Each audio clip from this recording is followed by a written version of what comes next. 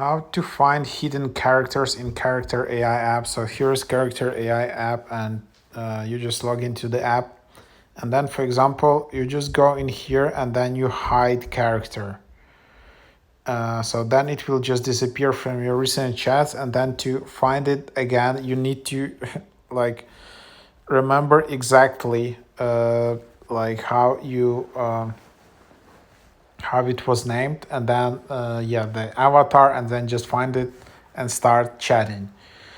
However, like usually you just don't remember that. So what I would recommend you to do is just you can go and view character and then tap on character and then just like it. So when you like this character, it will appear on your profile in the top right. You will see it here as a liked.